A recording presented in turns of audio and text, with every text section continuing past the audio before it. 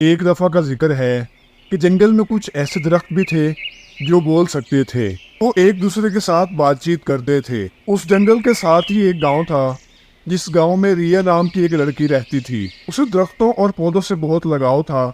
ریا اکثر مختلف باغوں میں چلنے پھرنے اور پرندوں کی آوازیں سننے جایا کرتی تھی۔ اس کی دوستی ان بولنے والے درختوں سے نہ تھی، مگر وہ یہ نہیں جانتی تھی کہ یہ درخت بول بھی سکتے ہیں۔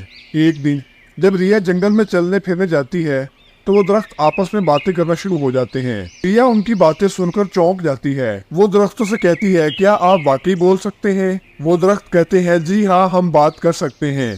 ہمارے اندر کچھ ایسی جادوئی طاقتیں ہیں جس سے ہم بات کر سکتے ہیں۔ ہم نے تمہارا پودوں، درختوں اور پرندوں کے ساتھ جو لگاؤ ہے اسے دیکھ کر اپنی جادوئی طاقتیں تمہارے سامنے واضح کی ہیں۔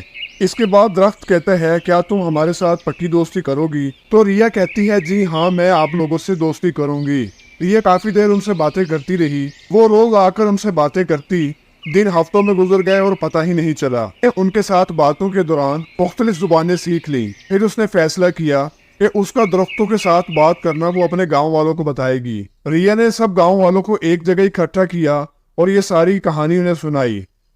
گاؤں والوں کو اس کی باتوں پر یقین نہیں آیا تو ریا نے کہا، میرے گاؤں کے بڑے ڈھکنوں، اگر آپ کو یقین نہیں آتا تو میرے ساتھ چل کر دیکھ لو۔ اس کے بعد ریا نے اپنے گاؤں کے بڑے ڈھکنوں کو پودے لگانے اور ماحول کو صاف ستھرا رکھنے کی تلقین کی۔ ریا کی درختوں سے بات کرنے والی خبر دور دور تک پہنچ گئی، جس کے نتیجے میں لوگ درختوں کی کہانیاں سننے کے لیے دوسرے گاؤں سے آیا کرتے تھے۔ ریا کی باتوں سے متاثر ہو کر گاؤں کے بڑے ڈھکنوں نے گاؤں میں پودے لگانے کا فیصلہ کیا اور دنوں ہی دنوں میں گاؤں بدل گیا۔ ریا کی نصیحت پر گاؤں والوں نے گاؤں سے کچرا صاف کیا اور ماحول کو صاف ستھرا بنایا۔ چاروں طرف ماحول صاف ستھرا ہو گیا۔